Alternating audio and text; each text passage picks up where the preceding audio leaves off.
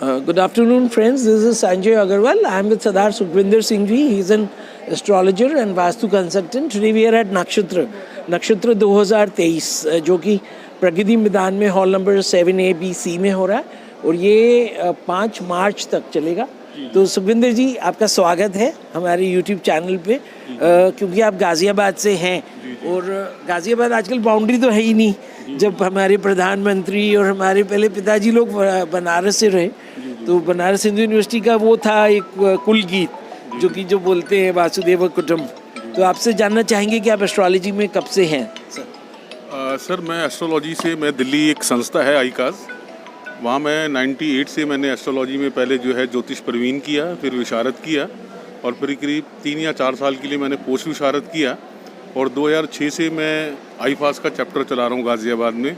बच्चों को मैं वास्तु और ज्योतिष की एजुकेशन दे रहा हूँ जी। अभी हम लोग काफ़ी पंडितों से, जो ज्योतिष गुरु हैं, उनसे हमारी चर्चा रही है पिछले 2-4 घंटे से। जी। तो हम लोग ने सारा सब्जेक्ट डुएल करा है, एस्ट्रोलॉजी, ज़्यादा एस्ट्रोलॉजी भी नहीं किया, बेसिकली फेस रीडिंग, पामिस्ट्री किया। जी। अभी आपसे हम जानना चाहेंगे वास्तु जी। और जैसे मैं पढ़ पा रहा हूँ, टैरेट भी आप कर रहे हैं। जी। और अभी मैं एक पिक्चर देखी मैंने अभी सेल्फी जी। जो अक्षय कुमार की थी, तो उसमें भी एक टैरेट रीडर को वो लेके आए। तो टैरेट रीडिंग भी एक कला है जो कि मेरे समझ में है कि शायद विदेश से आई है। तो उसके बारे में थोड़ा ज्ञान बताइए। देखो सर, पहली बात तो ये है कि जितनी भी हमारे जैसे अंक ज्योतिष की बात करें, टैरो की बात करें, इन सबका जो बेस है ना, वो हमारी वैदिक एस्ट्रोलॉजी है हमारी। अच्छा, टैरो भी? हाँ, मतलब ये भी एक हमारी वैदिक का ही अंग है। और दूसरी बात ये कहेंगे कि जैसे मैडम एक क्लास में 60 बच्चों को एक जैसा पढ़ाती है, लेकिन आपके जैसे बच्चे फर्स्ट आते हैं, मेरी तरह कोई फेल हो जाता है, तो एक ही सब्जेक्ट की जो ऑब्जर्वेशन है ना, हर व्यक्ति की अपनी अपनी अलग है। मतलब एस्ट्रोलॉजी करने का लोगों का ये तरीका है कि कोई ये देखता है कि आधा गिलास भरा है और कोई देखता है कि आधा गिलास खाली है। और जहाँ तक मैंने पिछले 17-18 सालों में एस्ट्रोलॉजी को लेके ये देखा है कि ज्योतिष जो है ना, ये हमारा वेदों का अंग है। ये हमारे मन की और मानसिक शांति और सुख समृद्धि से जुड़ा है। और हमने क्या किया है कि आज के टाइम में ना, राजयोग, हम बड़ी गाड़ियों को, बड़े बंगलों को, बड़ी चीज़ों को लेके, हम राजयोगों को लेके जो है हम ट्रिक करने की कोशिश करते हैं। लेकिन जहाँ तक मैंने 17-18 सालों में देखा है कि जो व्यक्ति दिल और दिमाग से जितना ठंडा है, उससे बड़ा शायद राजयोग भगवान ने इस दुनिया में किसी को नहीं दी।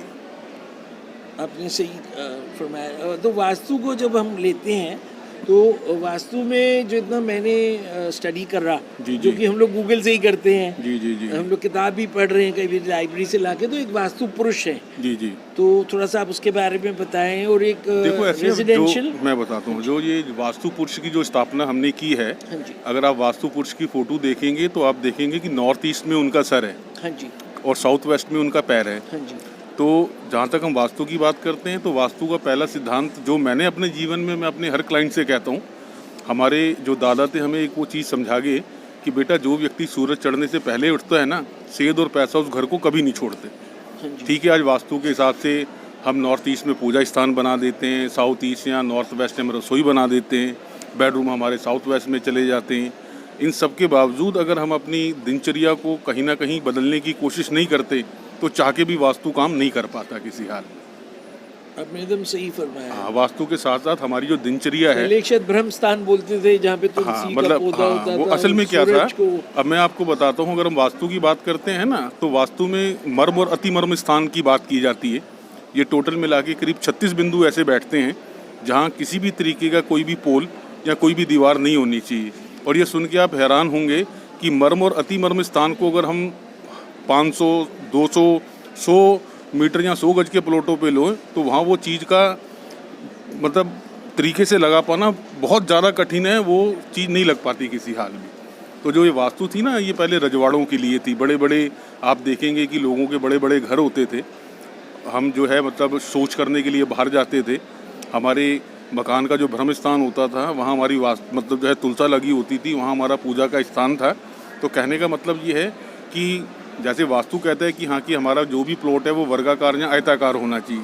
आप जितने भी फ्लैट देखेंगे, कहीं ना कहीं कोने सबके कटे हैं, क्योंकि जब तक कोने नहीं काटेंगे, ना तो हम बाथरूम निकाल पाने के वहाँ, ना वहाँ हमारी किचन निकल पाएगी। तो मैं तो ये कहूँगा कि वास्तु की तरफ ध्यान देना हमारे लिए बहुत ज़रूरी है, लेकिन अपनी दिनचर्या पे ध्यान देना उससे भी ज़्यादा ज़रूरी है।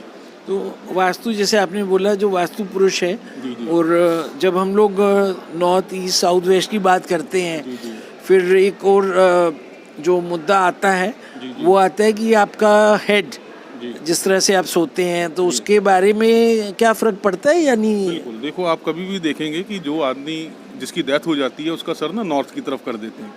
तो हमारी वास्तु ये कहती है कि नॉर्थ की तरफ सर करके नहीं सोना चाहिए, क्योंकि जो हमारा मैग्नेटिक पोल है ना जी, मतलब एक हमारा साउथ पोल है और एक हमारा नॉर्थ पोल है। नॉर्थ पोल, हाँ जी। जो पृथ्वी का है उससे हमारा अपोजिट है, तो इसलिए कभी भी नॉर्थ की तरफ सर करके व्यक्ति को नहीं सोना चाहिए।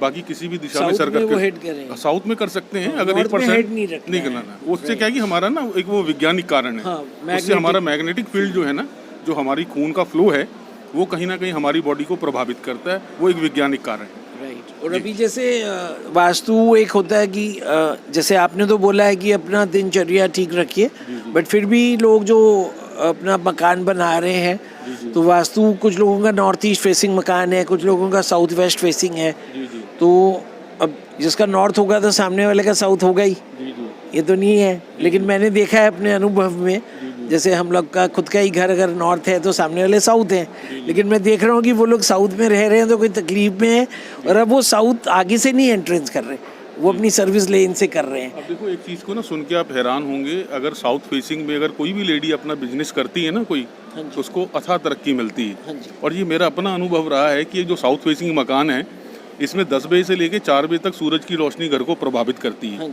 जबकि हमारा भाई जो हमारा साउथ फेसिंग मकान है, अब वास्तु हमारा ये कहता है कि जो सुबह की हमारी सूर्य की किरणें हैं ये अल्ट्रावायलेट हैं। भाई नॉर्थ ईस्ट फेसिंग लोग इसलिए पसंद करते हैं कि चढ़ता हुआ सूरज घर को सलाम करे। और आप देखेंगे अगर आज के टाइम में कोई भी बच्चा अगर डिलीवरी के बाद अक्सर देखते हैं कि जॉन्डिस की प्रॉब्लम है, तो डॉक्टर उसको कहते हैं कि चढ़ते सूरज की रोशनी दिखाएं। तो नॉर्थ ईस्ट फेसिंग इसलिए अच्छा माना जाता है कि चढ़ता सूरज जो है वो घर के मुख्य द्वार को प्रभावित करता है, तो इसलिए नॉर्थ ईस्ट फेसिंग को लोग ज़्यादा मतलब जो है मतलब ज़्यादा उसको तवज्जो देते हैं। बाकी साउथ फेसिंग मकानों में भी मैं आपको बताता हूँ, मैं जहाँ गाज़ियाबाद रह रहा हूँ मेरा साउथ फेसिंग मकान है, और मैंने जीवन में 4 बजे के बाद आज तक कभी सो के नहीं देखा। मैंने सुबह 4 बजे ब्रह्म मुहूर्त में उठना है, और भगवान के आशीर्वाद से आज मेरी उम्र 51 साल है।